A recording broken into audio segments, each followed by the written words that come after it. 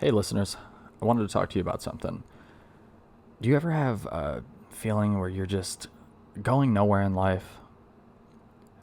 My question to you is, what would happen if you changed the trajectory of your life? Imagine what your life would be like if you started knocking down your goals, you gained more confidence, and you understood your gifts and how to use them. Listen, how you feel right now, you're not alone. Millions of people feel like this, but you don't have to stay stuck in these feelings. This is where Versatile Success's signature program, Lost and Found, will help you. The Lost and Found program is a 30-day online program that'll change the trajectory of your life. Don't just take my word for it. Joaquin says, I've always struggled with trying to figure out who I am, what my strengths are, and what my weaknesses are. This program helped me unlock my superpowers, and by knowing that, gave me confidence in things I wanted to achieve in myself. So again, I ask you, what would happen if you changed the trajectory of your life? Find out by clicking the link on our Facebook page and enroll today. Oh, and make sure you enter the coupon code LostandFound-Infiltrate to receive $200 off the program just because you're a listener of our podcast. This episode of Infiltrate Radio Podcast is brought to you by our amazing sponsors. Podbean is an easy and powerful way to start a podcast. Everything you need for a successful podcast. No difficult technology to learn. For our listeners only, go to podbean.com/infiltrate radio and get your first month of podcast hosting absolutely free. Again, that link is podbean.com/infiltrate radio. The show is also brought to you by Akioka Pet Boutique. Use the link posted on our Facebook page with the link to the show and use code InfiltrateRadio25 at checkout, and you save 25% on any purchase from Akioka Pet Boutique. All your pet supplies, toys, etc. So again, go to the link on our Facebook page, click on it, and use code InfiltrateRadio25 at checkout and save 25% on absolutely any purchase. In addition, we'll post the links to any products we talk about during the show, such as the drinks we're enjoying or any other items we mentioned. So if you really want to help us out and support the show and keep us going, click on any of those links we post, and the show gets a portion of the purchases that you make. So you get drinks, you get products, you help to keep the show going, and we get to not be living out on the street. So again, just click on any of the links in on any of our posts that typically go to Amazon or other affiliates. So thank you guys for all your support, and here's another episode. Infiltrate Radio. All right, I believe we are live on Facebook now. So this is episode number 58. I'm Patrick Joanne, and you are listening to Infiltrate Radio. And who are you, Biz? I think I'm Biz LaChance. Right. My ever-loving co-host there, Biz LaChance. And on the show today, we've got the one, the only Mr. Chris Lindstrom. How's it going, Chris?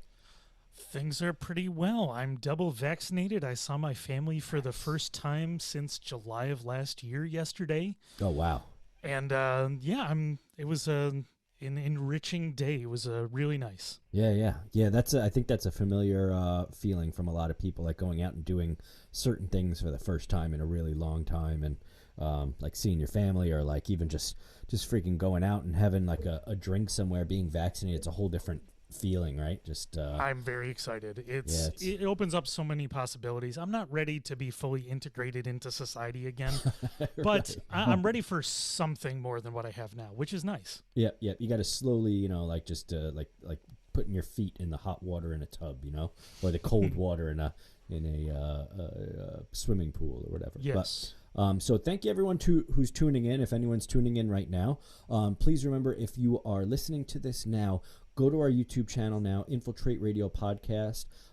Subscribe to our YouTube channel. Watch the videos. Make sure you click that little bell thing so you know when we're on there. We'll premiere this probably in the next day or so on YouTube. And then also, if you want to listen to us in your car or whatever, Apple Podcasts, Google Podcasts, all that stuff, Spotify, etc. Just like the big boys play. So we have Chris Lindstrom on here. I want to describe Chris as food blogger, local Rochester personality. I've had you on the show before in the past, and I've been on your podcast as well, which, if you want to just throw that name out there real quick too. Yeah, I've got two shows going on right now. It's a Food About Town podcast. I've been doing that for years. One best podcast, I think, the last 5 years in Rochester in the city newspaper poll. Yeah. Impressive. And yeah, what's that? I also do the. What's that one about? Oh, go ahead, man. Just. That one basically, I'm on and off. But I usually interview people in the restaurant industry. I'm starting to build out my list of people to interview over the next couple months. Back in town. I was on the road a lot last year, so I'm really excited about that. Excellent. And then I also do a spirits podcast with my buddy George Catallo called In Good Spirits, where we review different liquors and spirits, talk about what's new, talk about what's interesting, and do it from a nerdery and fun perspective.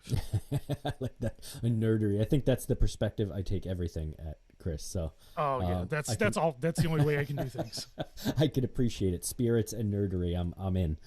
So I think we're gonna get along just fine here on this show, as we have in the past. I know we've drank some good spirits in the past too. So as per usual, we'll start the show by talking about our drinks. And again, anyone listening, when we post the show on our Facebook, we're always posting links. Click on those. That helps us get a little bit of pocket change. It links right to Amazon, so you're not buying it from our website or anything like that. You're going to a trusted Amazon link, and we get a little bit of pocket change. And I can finally get those glorious Crocs that I've been wanting to wear to the Sadie Hawkins dance biz. Neon orange, right? Right. Good. The only way you could have saved yourself is if you said you were going to wear them to the Grammys, and you didn't even do that. I didn't. I like the Sadie Hawkins. I don't even know what a Sadie Hawkins dance is. It Hawkins? I'm thinking of Hawkins. Yeah. Hawkins. I'm thinking of Stephen Hawkins for some reason, but. Yeah, a lot less dancing going on. Yeah, right. Yeah, I'm a little nerdy again, so I immediately thought Stephen Hawking. So why don't we start with you? What do you got drinking? It looks like you've got some sort of fine spirit you're sipping on there. I do. Yeah, so this is a rye from Barrel Whiskey. It's a blending company. They use mostly Kentucky stuff, but since this is rye, it's part Canadian, part U.S. rye. It's finished in Martinique rum, Madeira, and apricot brandy barrels. Wow. It's loud. It's cask strength at 118 proof. And if you want to know more, you can listen to the most recent episode of In Good Spirits.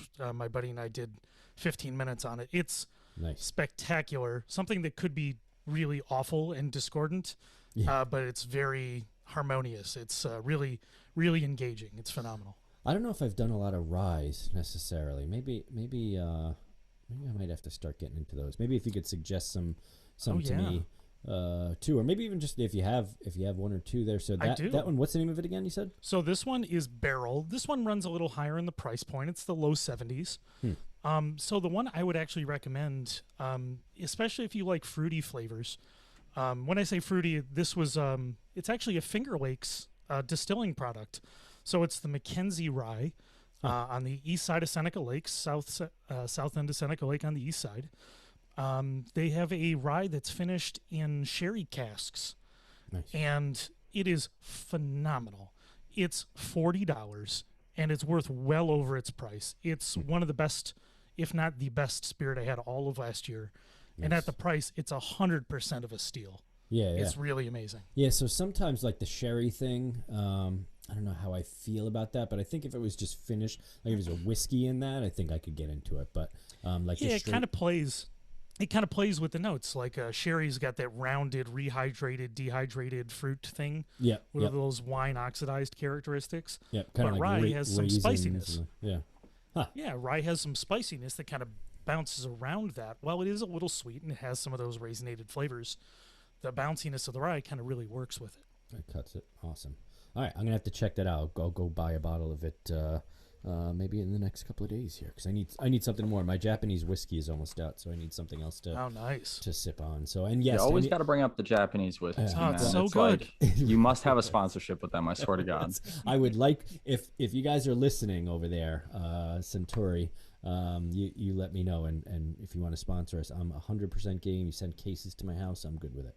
I'm good with it. Although that might be dangerous. And to those listening, I haven't been really drinking any alcohol on the show. I've been kind of doing the non-alcoholic thing for the show lately. But to those listening, because I took a 2-month hiatus from any booze at all. The quarantine kind of got me, sipping a little bit here and there every day, and I was like, man, I gotta just take a nice long hiatus from it for a bit. Me too. But then I started. Okay, let me take a few sips here and there. So, but Biz, what are you drinking? I decided to go with some what is this, Tivana, I think it's called. I don't know, you guys are always drinking it on the show. I saw it, I was like, you know what, let's do it. It's you know what do you mean? You know what I got? Tivana. Yeah, man. Is that what it is? Mine's blue. Should have talked. Mine's blue though. Show. What flavor? I think it's better. I was actually going to talk to you. We might start coordinating. We all should drink the same thing so that we can all discuss the blends that we're drinking. You know what I mean? Like, yeah, like. Anyway, so yeah, it says shake well. I'm gonna shake it. Mine's blueberry mint herbal tea, with peppermint. It's unsweetened, so it's gonna be obviously horrible, and I'm just gonna chug most of it right here, right now, and tell you how it is. I don't know if I was supposed to shake mine, but you made me think now that I'm supposed to. It says to shake it. It looks like it's gonna explode now that I shook it, but you know what? Oh yeah, shake we'll record well the lawsuit. before enjoying. Huh. Yeah, some settling may occur. Doesn't seem to be. Let's see how Biz. I'm gonna be honest with you. For unsweetened tea, it literally just tastes like water. Does it? It's pretty good, honestly. Like, it's not terrible. I didn't even realize it was unsweetened until right now when I was about to open it, and it's been in the fridge for. I think I bought this like a week or two ago. What kind is it? What kind is it? You said it's. Mine's the blueberry with peppermint. Blueberry peppermint. So blueberry mint. That's called. All right. Well, what I ended up getting was because I went on like kind of a haul the other day, and I ended up getting a whole bunch of stuff, including those. Those tonic things I was getting that apparently you're supposed to not drink a whole bottle of. It's supposed to be like you take a shot of it or a teaspoon of it. I forgot about that. I was drinking the whole bottle of it. It's like super concentrated. Yeah, it was like cider vinegar, with all these like herbs and stuff in it. But it was so intense. I'm like, I don't know if I can drink all of this. But I got the Balance Watermelon Basil Oolong Tea with guess what's in it, Biz? I didn't even do this on purpose. Oh, is it turmeric? It is turmeric. It does fantastic. Happens to have freaking turmeric in it, but it's good. Let me see. I took a little sip of it beforehand. That same thing, kind of light, kind of tastes like water. It's super a little bit of the basil, almost like a minty kind of thing going on after effects. So, So, Chris, I appreciate you coming back on the show. It's been a while. We had a little mini discussion about what you were getting into while we were on quarantine there, and I know you've got a new project that you've been working on with regards to your business and your I guess it's sort of related to your blog. I would say, right?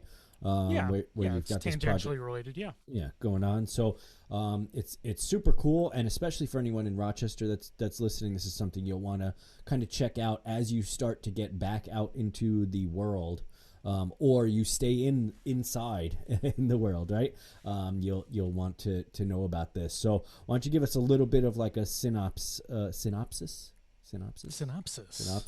of what it's about. But before, whoa, hang on, wait.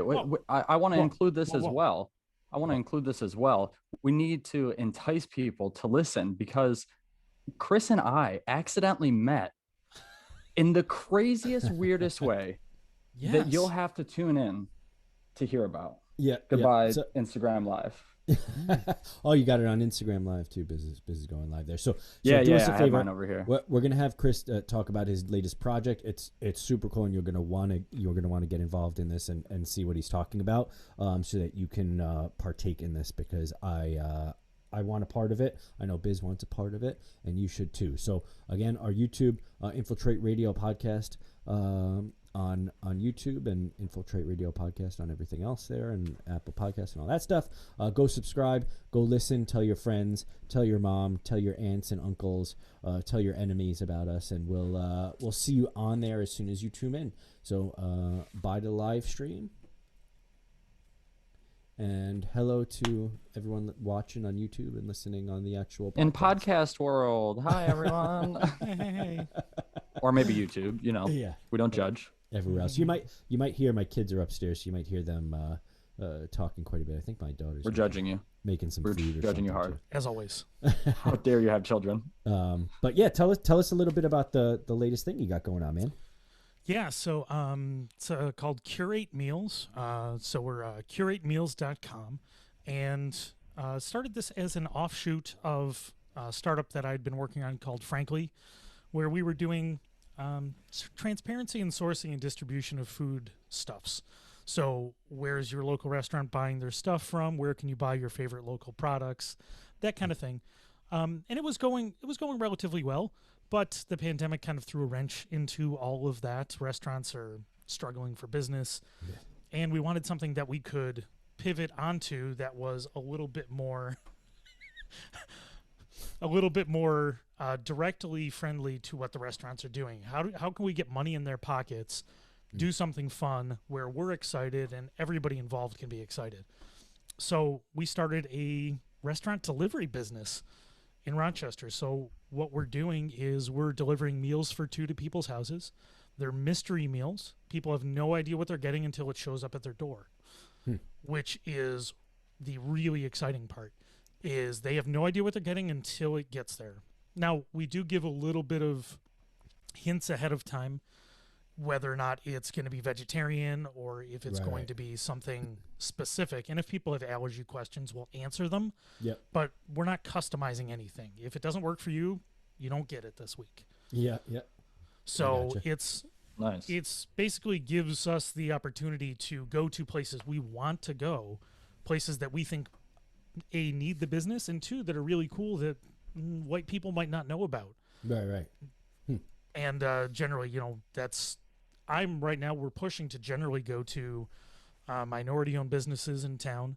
I'm not saying it's exclusively that, but we're doing mostly that, especially for our Wednesday night deliveries. Nice. And we've done 5 so far. It's been really fantastic. Great feedback from the customers, great feedback from the restaurants. So I guess you'd say, too, it's not for the non-adventurous type where super picky eaters, that sort of thing. No, not super picky. And although I'm not going crazy far. Right. Like, I'm not pushing to let's say I was going to a Szechuan place. Now, the thing I would want to serve would be like the husband and wife cold meat salad, which is tongue and tripe in a cold Szechuan sauce. Right. Well, okay. I'm not going to go in that direction unless we specifically say ahead of time, hey, we're going really adventurous for these meals. But, we've done Ethiopian, we've done Dominican, we've done Ethiopian, Dominican, Jamaican, Korean. So that's, I'm not afraid to go in different directions, and I want to push people's knowledge of that food. For me, it's very familiar, but for a lot of people, right, they hadn't had Korean before. They hadn't had Ethiopian before. It was great. That's what's interesting too. Is so growing up in New York City, the food diversity of what you have available to you there. When I first moved upstate, I had moved to Ithaca, and I stayed there for about a year. And while there's some food places there, it really didn't live up to kind of my needs. Having grown up in New York City, especially Queens, like just the diversity of what you can get just in Queens itself is pretty phenomenal. Like just Indian food and any kind of like Hispanic food and of course all of that stuff is just so widely available, and I've just been exposed to so much that when I moved upstate, I was surprised to find how many people had not been like exposed. Like if I talk about Korean food or I talk about Indian food or you know what I'm saying, like or Puerto Rican food versus Dominican food or all that sort of thing, like that. Oh, what's that? Had like never had it, never tried it or whatever. So it's cool, and that's why I say like there are some individuals who I think would be used to pizza, burgers. Maybe Chinese food, right? Like the regular Chinese takeout type of food, that sort of thing. But it's cool that you can kind of expose them and that you are going a little bit on all right, these are things that most people, if they were to try this, would be generally probably accepting of what those things are. That's cool. Yeah, I'm being conscientious. I wouldn't say they're always my favorite examples of the food, but they're always food I can stand behind. Sure. Like if I'm going to, I don't eat meat anymore, but if I was going to, a Puerto Rican place or Dominican place, my go-to was if they had the stewed, the hog stomach, that was always my go-to. Right. Because it was unique, it was well done, and it was something specific that they did that you might not get somewhere else. Or the full skin on chicharron, where you get the whole meat, the fat, the skin crunchy. It was amazing. Yeah, that stuff is delicious. Yeah, I want to do that stuff, but it's not. Sometimes it's not the right way to introduce somebody to something either. Right, right.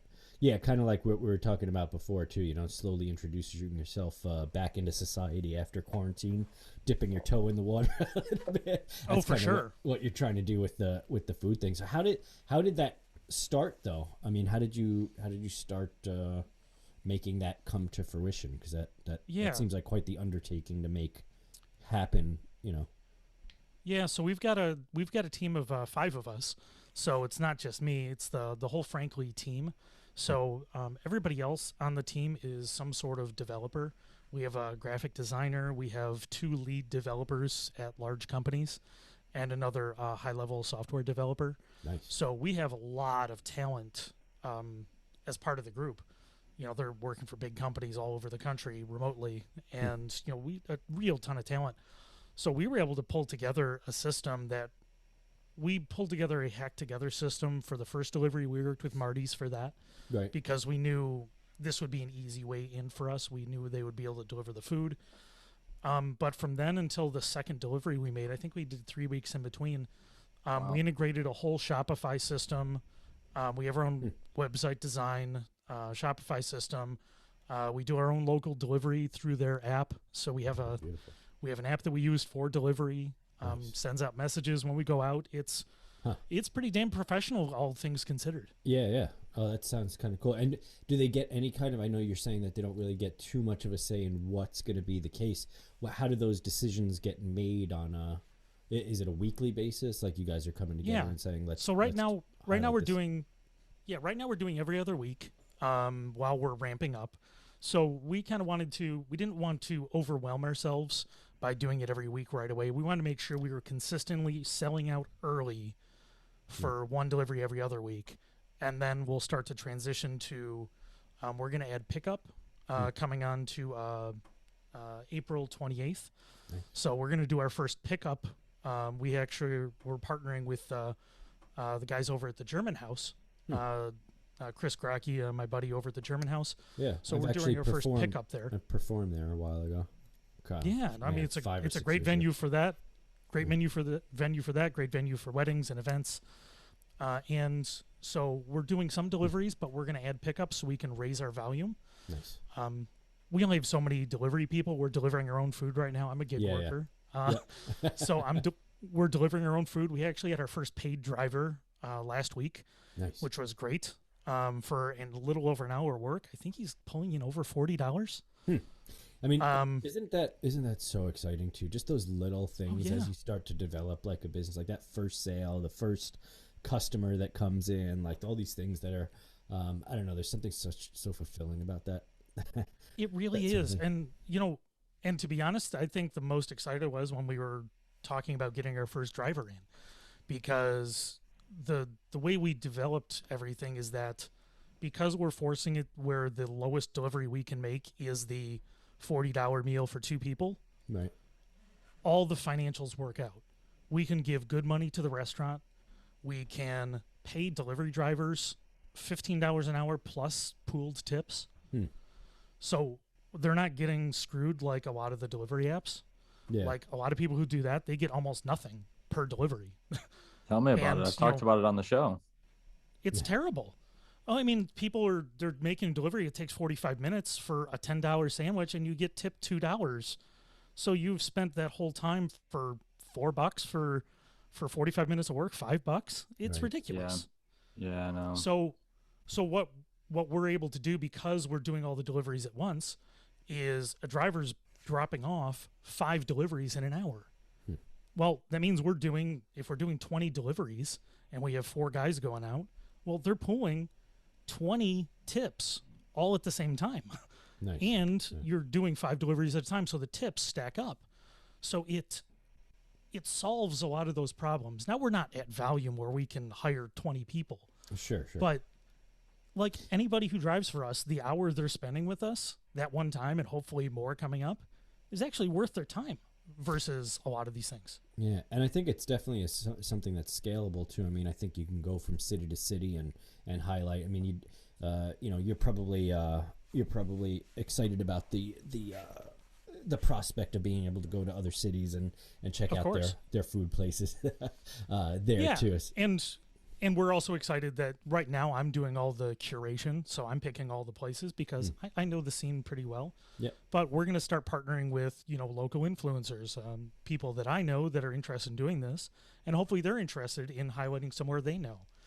And at the same time, that helps us build our audience, but somebody also gets to highlight their favorite spot and get some real good money in their pocket on a not busy night. Yeah.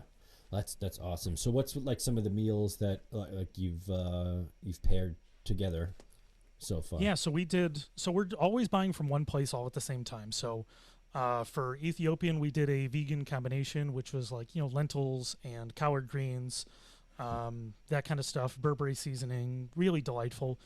The Korean I love Ethiopian food.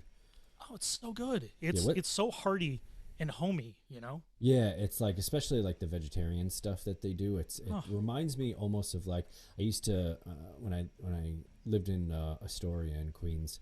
There was a Indian guy that lived down below us, and he used to make lentils a lot. He was vegetarian, so he would make lentils, a lot of lentils. he'd always bring it up to me. Yeah, there's just something so like comforting about like a good spiced lentil dish that is like, I don't know, I think we don't eat enough of that stuff in the United States. No.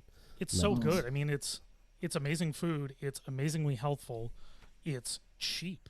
Like, you can buy lentils, I mean, dirt cheap. They're $2 a pound. I mean, you can buy a ton of lentils and you can cook something that's delicious, very affordable for a family, and is very healthy. It's one of the perfect foods you can eat.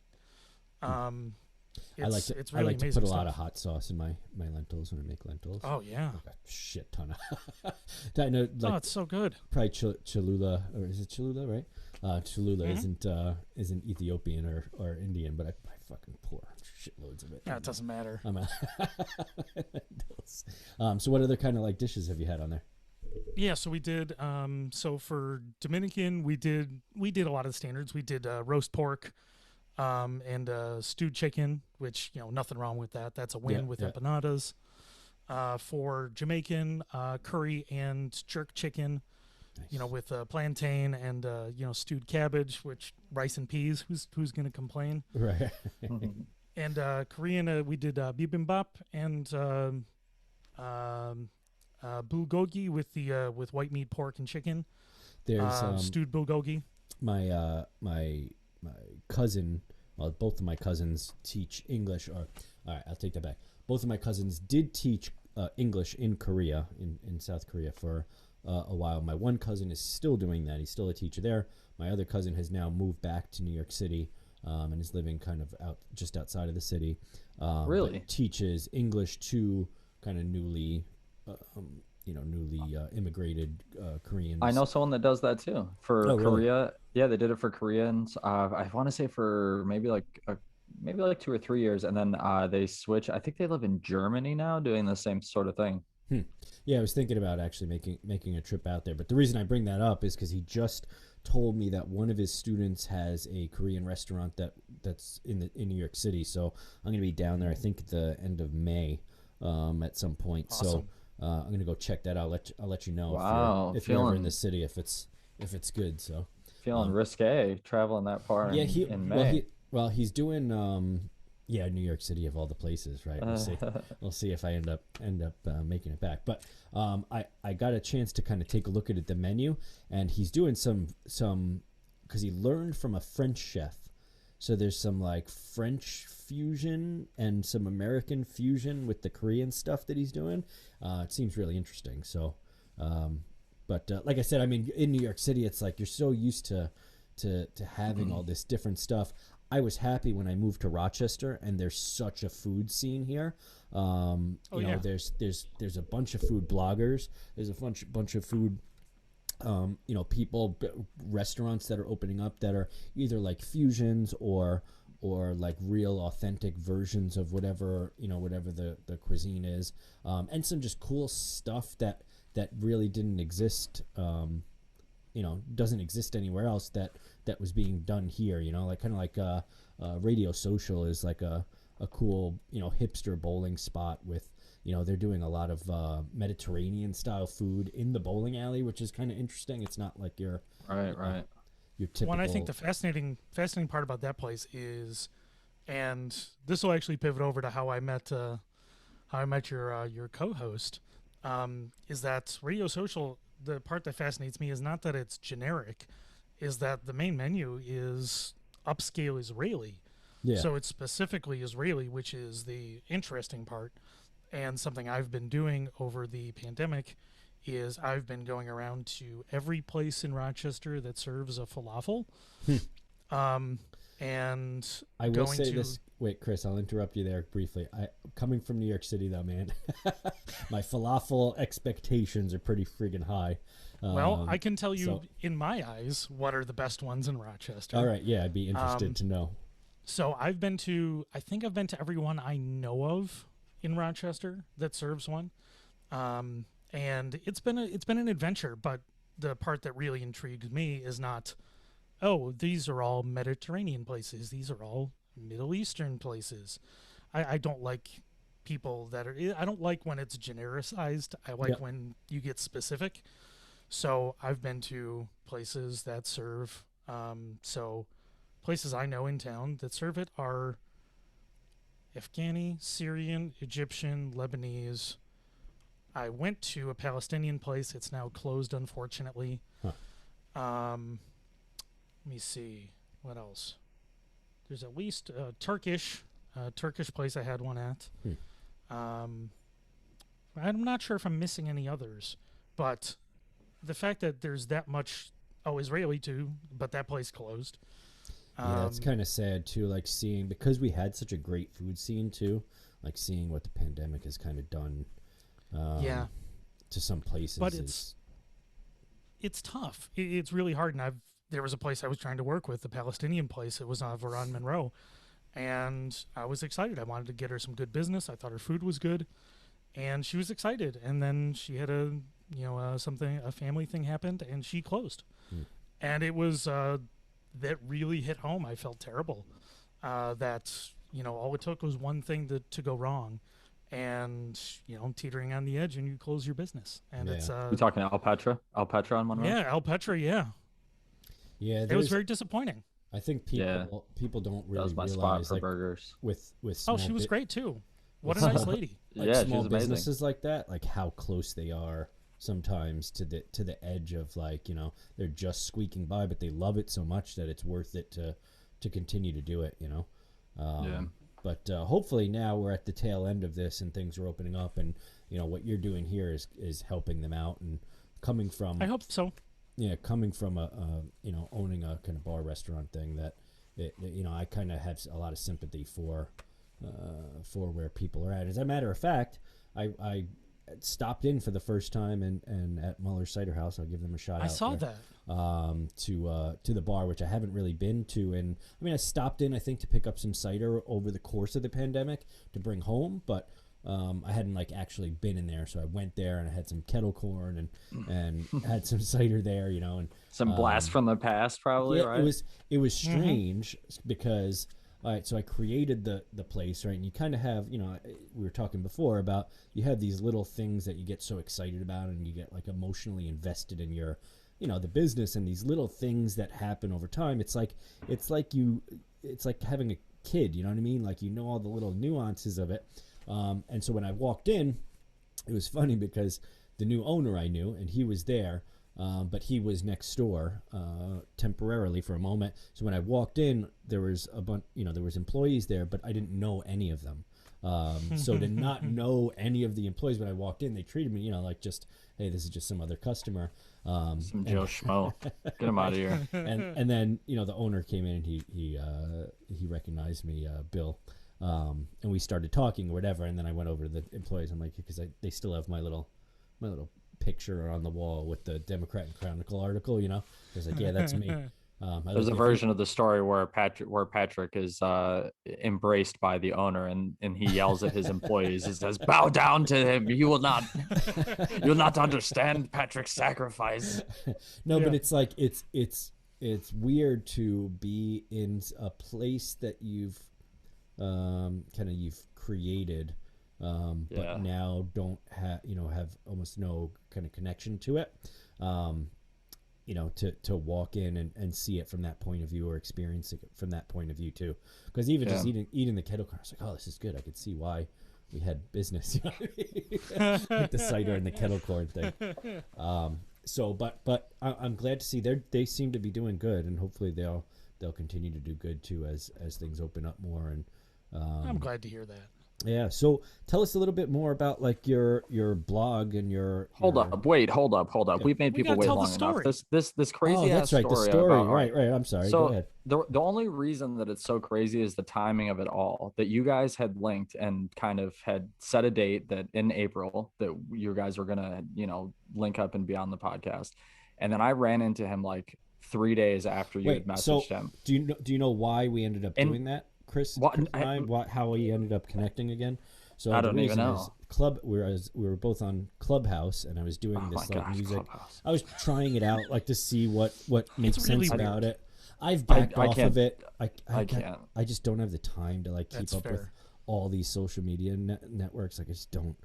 It's like sound is my least explored endeavor. Like this podcast is really you guys are getting it, but so I was given a talk on like music business or something, just seeing what the format was like to explore whether or not it was worth it. And Chris happened to be on to listen, to jump on, and we started talking or whatever, because I think you were the only one in the talk at one point. At the end, so I was like, oh hey, we should have you on the podcast again or whatever.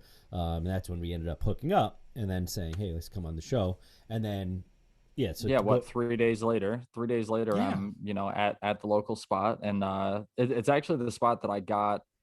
I don't know, probably episodes 21 through at least 34. I got all the drinks from this place. I was kind of just mulling over the spot just because maybe something new came in, and I mean, Chris is standing there and he's like, oh, is anything you'd recommend? And I was like, I gave him a few recommendations, and I was like, I'm only here looking at the drinks for the sake that I drink them on this damn podcast that I do.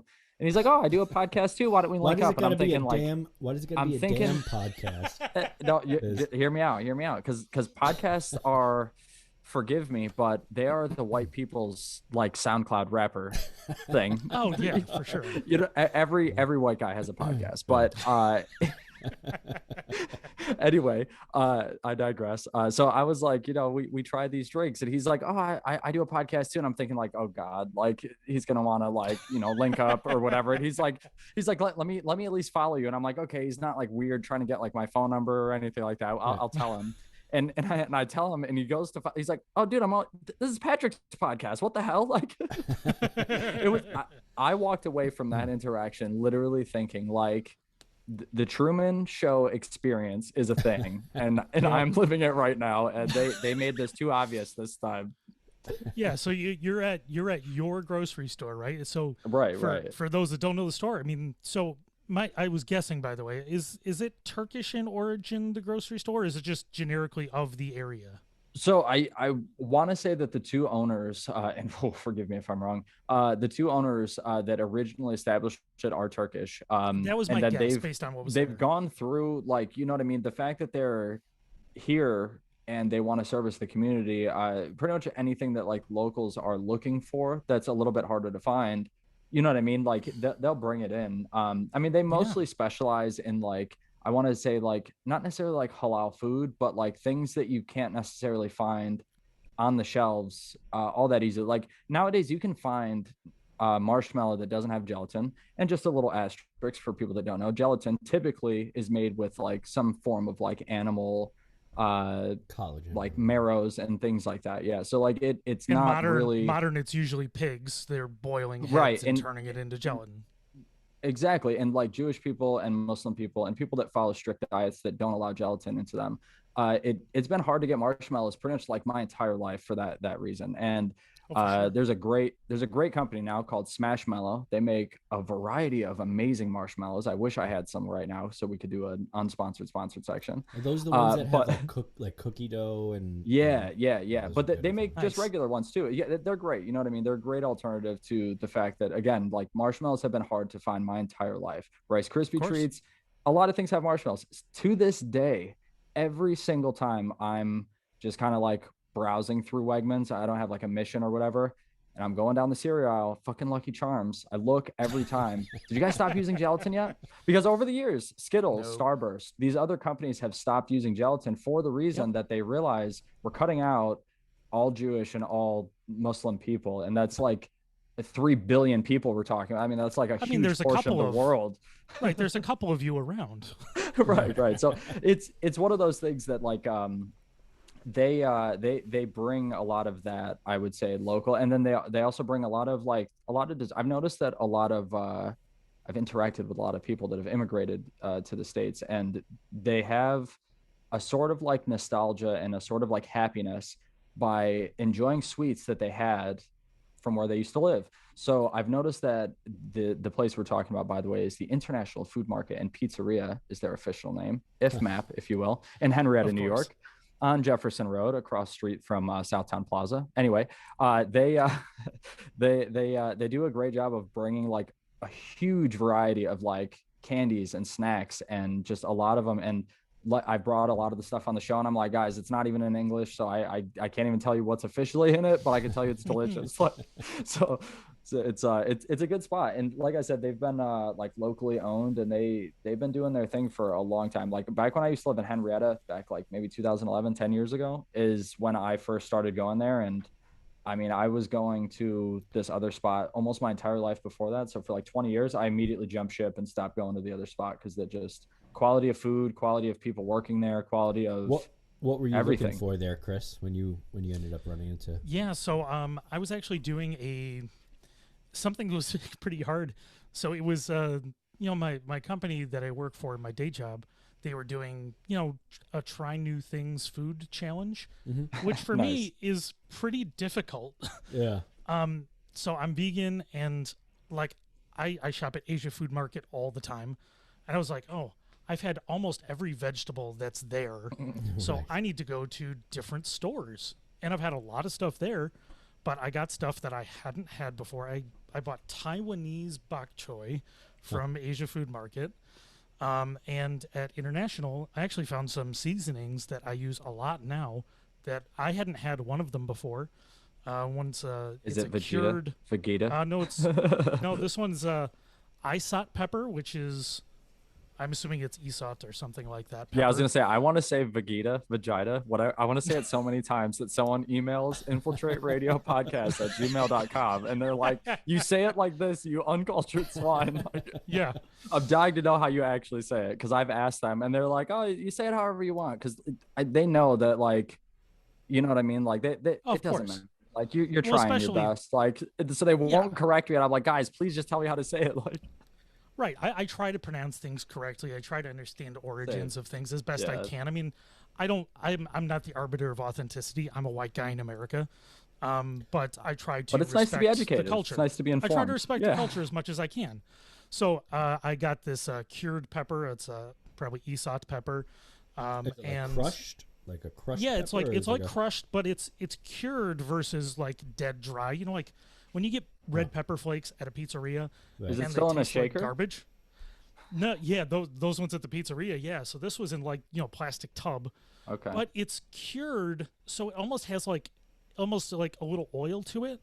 So it's not quite as desiccated, and it doesn't taste dusty. It tastes like it still has life to it. The other one I got there was a tub of sumac, which is one of my favorite spices, and it still has some raspberry flavor. It still has some lightness. It tastes vibrant, and it's like, Wow. oh, this is good. These are good seasonings. I just bought some, what I assume is Aleppo pepper flakes there as well, and pomegranate molasses, and ajvar, which is a pepper and eggplant spread. Huh. And I was like, oh man, I've this got. All this right, place so- is fantastic. I've got to take a trip over there because I have yet So- to go to that. to that store. So since we're talking food, let me ask you guys a question. Do you think so? Like, obviously, so oh my god, I can't believe I just remember this. The ultimate paradox. I've been trying to think of this for days, guys. Holy shit! You guys just witnessed a light bulb go off in my head on live TV here. All right, so guys, the ultimate paradox I've discovered in China, fortune cookies are an American food. In America, fortune cookies are a Chinese food. Like, completely. It's the weirdest thing ever. But that I digress. I only just thought of that because I literally, guys, have been trying to think of that for days to tell someone. They're all about. manufactured. I'm it's an manufactured here. It's definitely an American, Canadian. It's a Western phenomenon. It's not a Chinese thing. And that's what I'm saying. So the question that I wanted to ask you guys as foodies, if I may use the term, sure. I've had American cheeseburgers because I mean, when it comes down to it, bread and cheese on beef is kind of like an American thing. It's not really. Most foreign foods, they season the beef really well and then they put it in rice or put it with noodles or put it with not in between two bread with lettuce, tomato. You know what I mean? That's kind of like an American thing.